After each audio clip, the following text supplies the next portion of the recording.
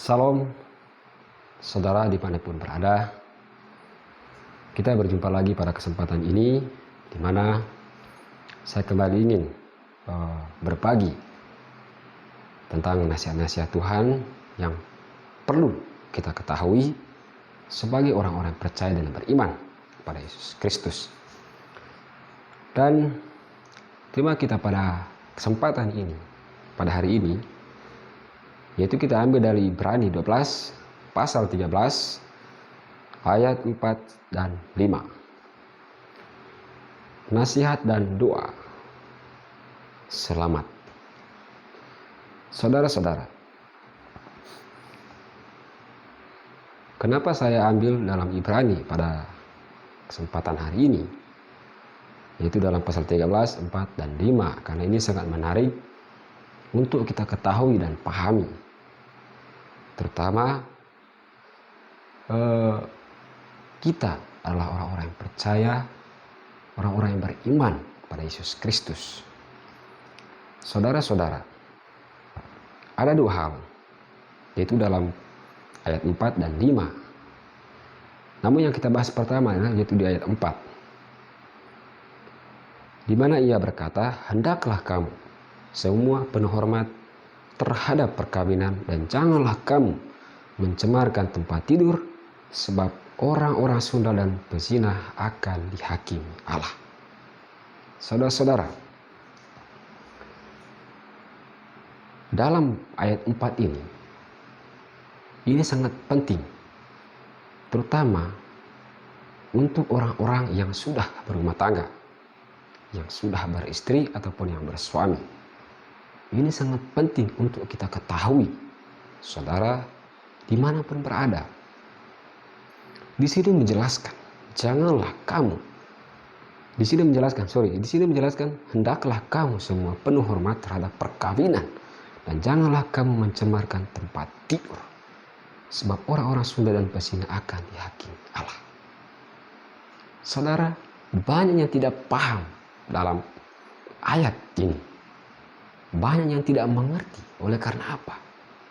Yang pertama adalah tidak mau mendekatkan diri, yaitu kepada Tuhan, dan tidak mau berkumpul dan bersekutu, yaitu dalam pergumulan-pergumulan yang belajar tentang mengenal ajaran-ajaran yang diberikan oleh Tuhan kita Yesus Kristus. Nah, saudara, dalam hal ini saya jelaskan sekali lagi kepada saudara, khususnya yang sudah berumah tangga. Ini sangat penting untuk kita ketahui, bahwa hormatilah dari sebuah perkawinan. Nah, yang dimaksudkan di sini ialah, dalam pertanyaan ini ialah, hendaklah kamu semua penuh hormat terhadap perkawinan. Nah, seperti apa, saudara-saudara? Banyak hal yang akan saya beri contoh dalam ayat 4 ini, bahwa hendaklah kita penuh hormat terhadap perkawinan. Tentu saudara-saudara tahu bagaimana kita menghormati perkawinan, bagaimana kita menjaga dalam sebuah hubungan, yaitu dalam rumah tangga. Ini sangat penting untuk ketahui, saudara. Sebab banyak kejadian-kejadian dalam berumah tangga, baru saja menjalani hubungan, baru berumah tangga, tidak lama mengalami keruntuhan. Nah, kenapa ini terjadi, saudara? Nah, ini yang dimaksudkan dalam pasal 4 ini, bahwa hendaklah kita semua menghormati yang namanya sebuah perkawinan. Nah, bagaimana dan langkah apa upaya-upaya yang kita lakukan untuk menjaga sebuah perkawinan ini? Nah, ini yang masih belum kita pahami dan kita mengerti dalam kehidupan kita, saudara. Nah, ini yang ingin saya mau sampaikan pada kesempatan ini adalah hal-hal uh, untuk supaya di mana keutuhan rumah tangga atau hubungan,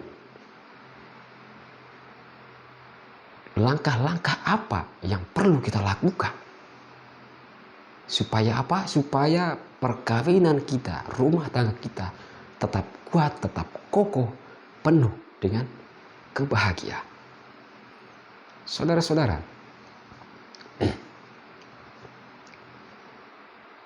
mungkin saudara dimanapun berada pasti mengalami masalah atau persoalan, perselisihan di dalam rumah tangga. Namun apakah yang timbul di dalam hati dan pikiran saudara ketika saudara diselimuti dengan masalah dan persoalan atau perselisihan di dalam hubungan, terutama dalam rumah tangga? Saudara-saudara, yang perlu saudara ingatkan adalah ketika saudara mengalami persoalan atau masalah di dalam sebuah hubungan, dalam rumah tangga, tanamkanlah dalam hati dan ingat dalam pikiran saudara, yaitu nasihat yang baru kita dengar dalam ayat 4 ini. Hendaklah kamu menghormati yang namanya sebuah perkawinan. Nah, apa itu saudara? Ya, kita harus menjaganya. Masa dengan persoalan-persoalan kecil, yaitu di dalam hubungan kita, perselisihan. Dengan hal-hal ini, masakah akan merusak hubungan kita? Atau merusak perkawinan kita, saudara? Bukankah inilah sebuah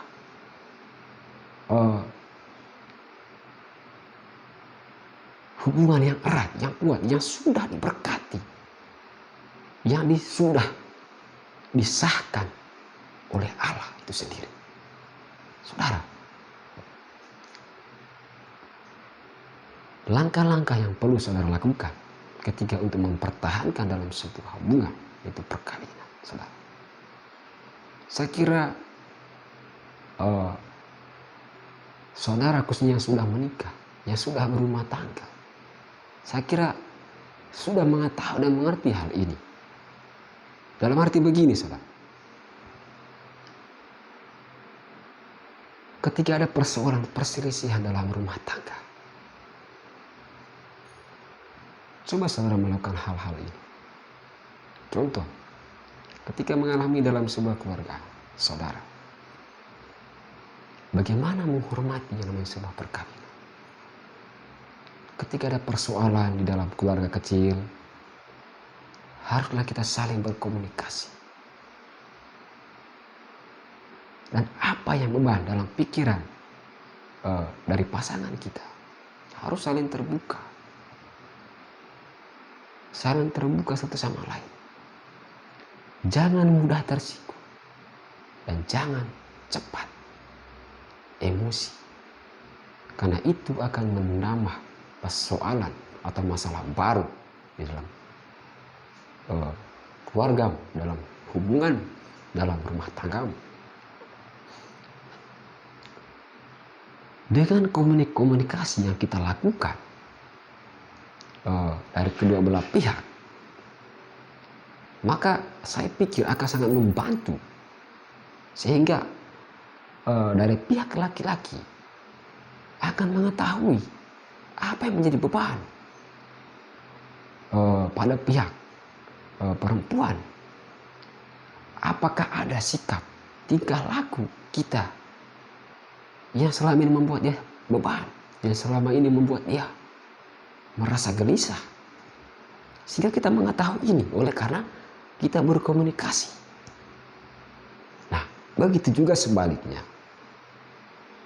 Si pihak perempuan mengetahui ternyata sikap saya ini tidak disukai oleh pasangan saya atau suami saya. Ternyata sikap saya ini selalu membuat masalah. Ternyata sikap saya selama ini selalu membuat masalah. Sehingga muncul pikiran itu di benak kita. Sehingga apa yang terjadi, saudara? Ketika kita memahami ini, maka dengan bersama-sama selalu berkomunikasi dan mencari solusi sehingga hubungan kita tetap kuat dan tetap kokoh dan penuh dengan kebahagiaan, saudara.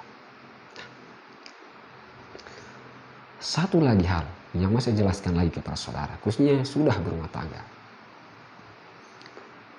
Ketika saudara, si istri ataupun sang suami, misalnya keluar dari rumah,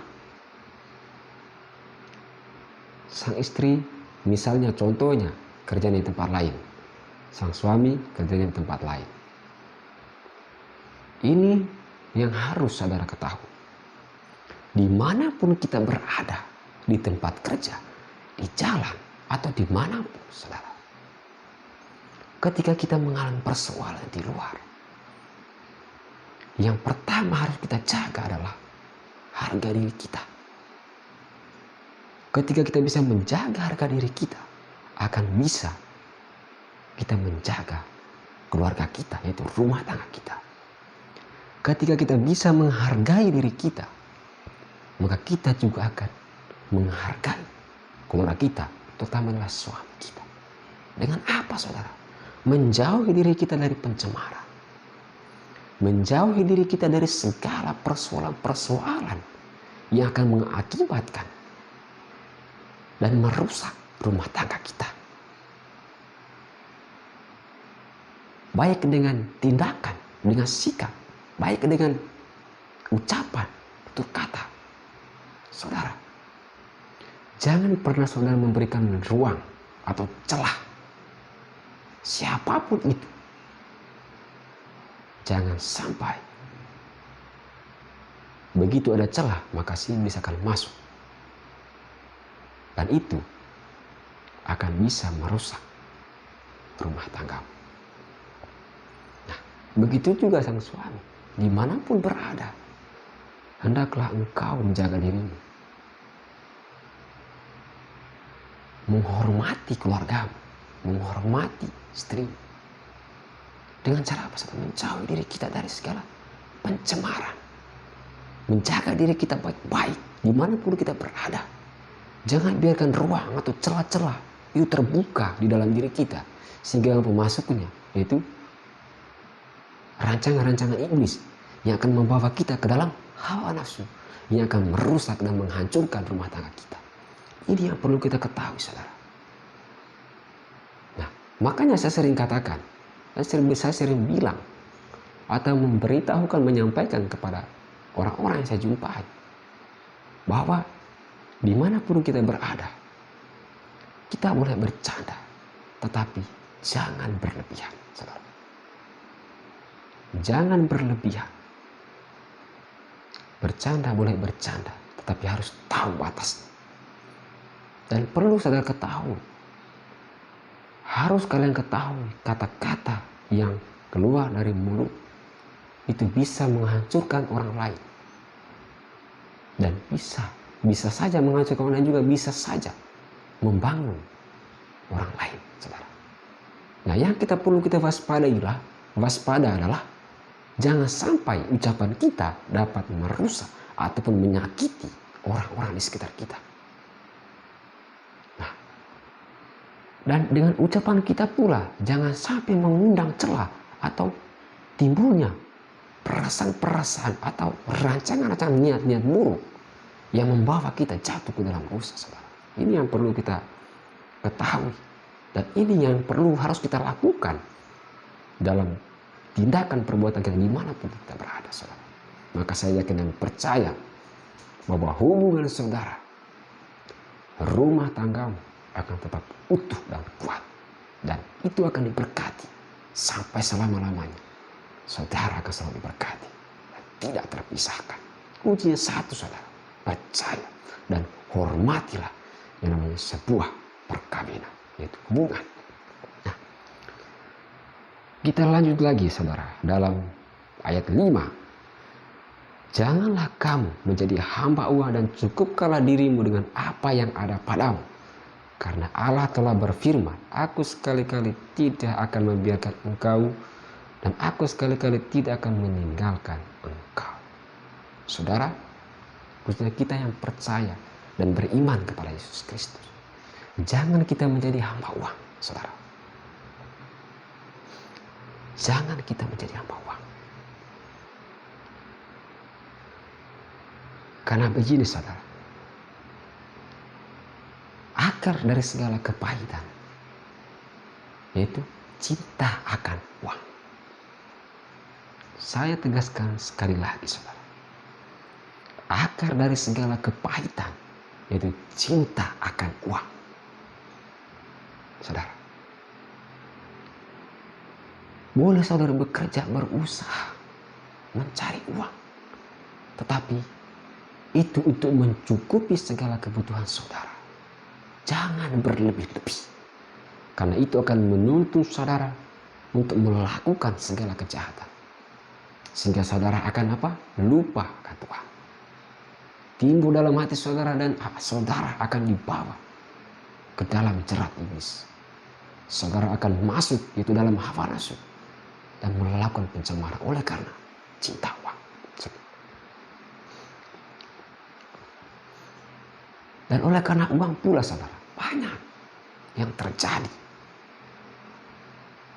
di antara kita. Oleh karena uang, mereka rela, saudara, meninggalkan iman mereka demi uang. Banyak yang terjadi, saudara. Dan jangan sampai ini terjadi dalam kehidupan kita, terutama kehidupan saudara. Nah, kenapa ini saya ingin sekali mau sampaikan ini kepada saudara, supaya saudara paham dan mengerti tentang ini, saudara. Jangan sampai ini terjadi. Nah, kita bekerja, berusaha untuk mencukupi kebutuhan kita. Jangan berlebih-lebih, saudara. Kalau saudara baca di ayat lain, alangkah sukarnya orang kaya masuk di dalam kerajaan surga. Kalau kita baca, kalau saudara buka di ayat lain, Yohanes, Yakobus, saudara buka dan baca, saudara cari di situ. Lebih mudah seekor unta masuk melalui lubang jarum daripada orang kaya masuk dalam kerajaan Allah. Nah, kenapa, saudara? Ini faktanya, sudah fakta, saudara. Sudah fakta. Nah, begini, saudara, ketika hidup kita dipenuhi dengan uang, saudara, kita bekerja untuk uang. Setiap hari kita sibuk karena uang. Sehingga apa, saudara? Sedikit sekali ruang kita berpikir tentang Allah. Sedikit sekali ruang hati kita untuk mengingat akan Tuhan, akan Allah yang telah menghidupkan kita dan telah melahirkan kita ke dunia ini, saudara. Dan itu sangat sempit sekali, saudara.